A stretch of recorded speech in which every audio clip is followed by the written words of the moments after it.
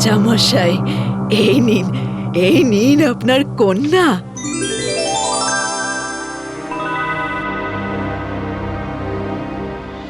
আমার কন্যা, রাজকন্যা।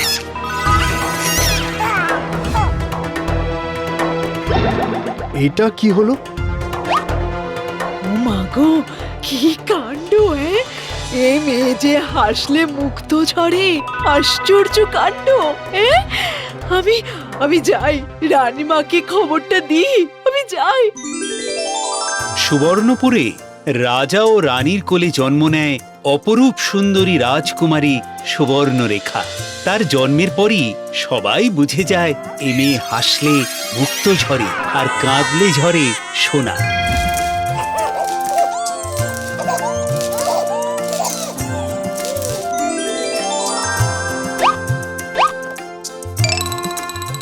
যা, তোরা ওই মুক্ত দিয়ে নিজেদের অলংকার তৈরি করে নে।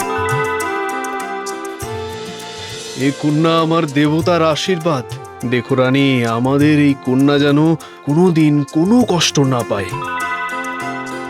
ক্রমশ বড় হয় রাজকন্যা, শুরু হয় তার বিদ্যা চর্চা, অস্ত্র চর্চা, শাস্ত্র চর্চা।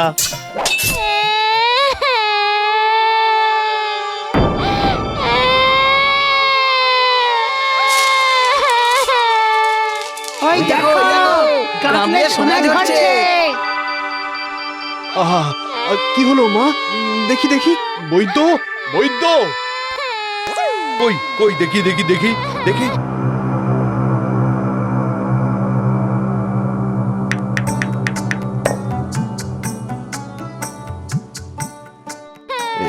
এই তো এই তো। আর লাগছে না তো মা? একটু জ্বালা করছে। মা, তোমার বিবাহের বয়স হয়েছে, তাই আমি আগামী শুক্লাপক্ষে তোমার স্বয়ম্বর সভা ডাকতে চাই। বেশ, তবে আমি তাকেই বিবাহ করব, যে আমার মতো নিখুঁত হবে, কি রূপে কি গুণে। ঠিক ঠিক, নিখুঁত গুণসম্পন্ন পাত্রই হবে উপযুক্ত পাত্র।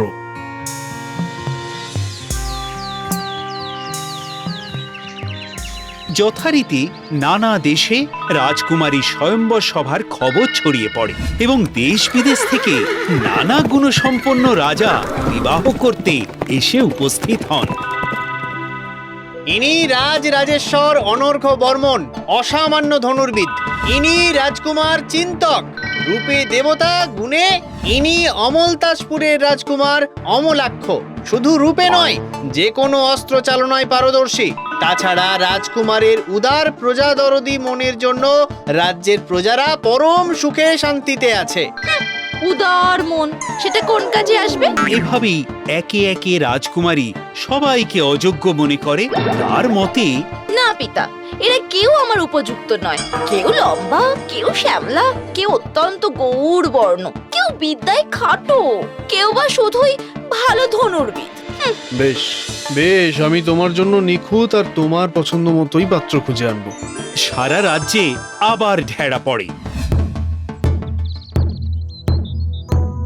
শুনুন শুনুন শুনুন, আমাদের রাজকুমারীর জন্য আবার স্বয়ম্বর সভার আয়োজন করা হয়েছে। যিনি উপযুক্ত হবে তার সঙ্গেই রাজকুমারীর বিবাহ হবে, সঙ্গে রাজত্ব। শুনুন শুনুন শুনুন। সত্যি আমাদের রাজকন্যার যেমন রূপ তেমন গুণ।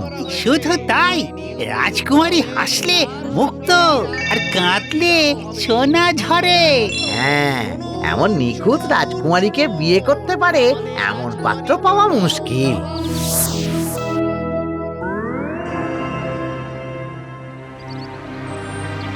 কি চাই? আগে আমি রাজকুমারীর উপযুক্ত পাত্র। আমি রাজকুমারীকে বিয়ে করতে চাই। এ কি বলে? এ হবে রাজকুমারীর বর? এ নাকি রাজকুমারীর উপযুক্ত পাত্র? তুমি কি নিজেকে নিখুঁত মনে করছো? না মহারাজ, আমি শুধু বলেছি আমি রাজকুমারীর উপযুক্ত পাত্র। আরে আরে, তুমি তো রাজকন্যার দাস হওয়ার উপযুক্ত নও। আমার কন্যা রূপে গুণে নিখুঁত, বুঝলে?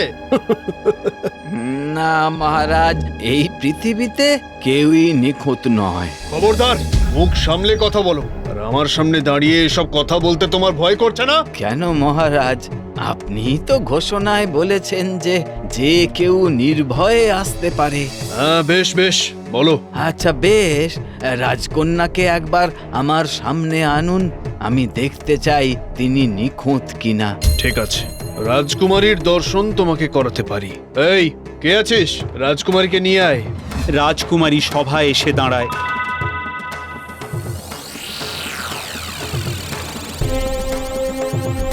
তাকে দেখেই ভিখারি বলে ওঠে, আমি জানতাম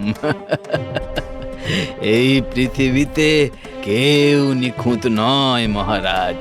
ওই দেখুন মহারাজ, রাজকন্যার ডান কানটা বাঁ কানের থেকে ছোট।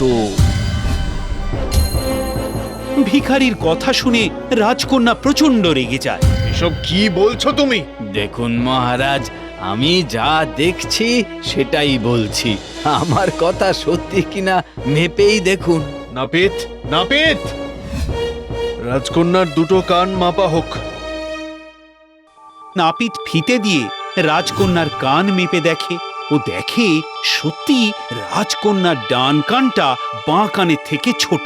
এটা শোনার পরই রাজকন্যা প্রচন্ড রেগে যায়, আর রেগে যেতেই রাজকন্যার গা থেকে আগুন বেরোতে শুরু করে।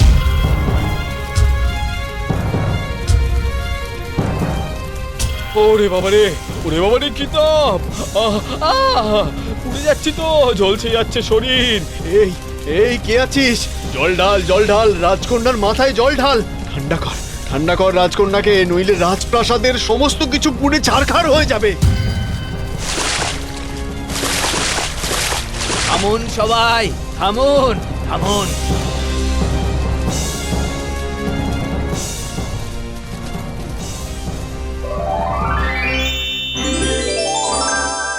কি সর্বনাশ! রাজকন্যার এমন রূপ তো কখনো দেখিনি। মহারাজ, আপনি রাজকন্যাকে সুখে রেখেছেন, তার হাসি কান্না আনন্দ দেখেছেন, রাগ তো দেখেননি। তাহলে দেখলেন তো খুঁত কোথায়? তা হোক, কিন্তু তোমার তো একটি পা নষ্ট, চোখে ভালো দেখতে পাও না। না মহারাজ, আপনি আমার বাহ্যিক রূপ দেখেছেন। মহারাজ, আমাকে বিবাহ করতে চেয়েছিল এক অপরূপ সুন্দরী নারী, কিন্তু আমি রাজকন্যাকে বিবাহ করতে এসেছি দয়া করে। কে সে? এই দেখুন তার ছবি, যেমন রূপবতী তেমনি গুণবতী। কই দেখি। বাহ, এ তো সত্যিই অপরূপা। কই কই দেখি দেখি দেখি, কে এমন আছে যে আমার থেকে সুন্দরী? ছবি দেখার সাথে সাথে হিংসায় রাজকন্যার সারা শরীর থেকে কালো ধোঁয়া বেরোতে থাকে, মুখ বিকট হয়ে যায় যেন এক কুৎসিত ডাইনি।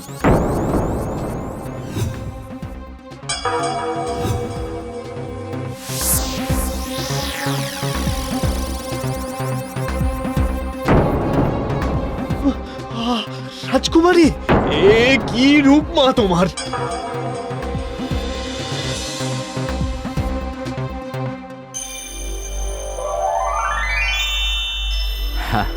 আসলে রাজামশাই, আপনি হিংসার রূপ আগে কখনো দেখেননি।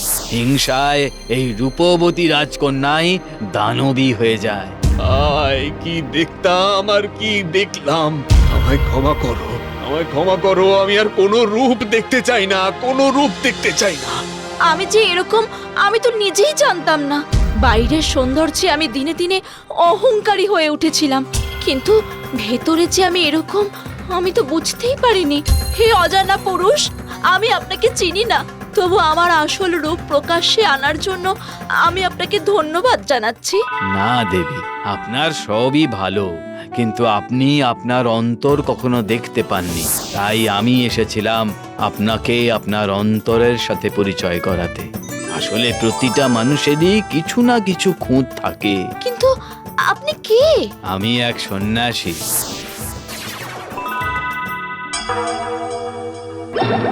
আমি এসেছিলাম রাজকন্যার অহংকার ভাঙাতে। মনের দিক থেকেও সুন্দর হও, এই আশীর্বাদ করি। প্রণাম সাধু বাবা, আমার কন্যার উপযুক্ত পাত্রের সন্ধান দিন বাবা। অমলতাসপুরের রাজকুমার অমলাক্ষর সঙ্গে রাজকুমারীর বিবাহ দিন মহারাজ। সেখানে রাজকুমারী সারা জীবন সুখেই থাকবেন। তাই হবে বাবা, আমি আজই অমলতাসপুরের রাজকুমার অমলাক্ষকে সব জানিয়ে দূত পাঠাবো।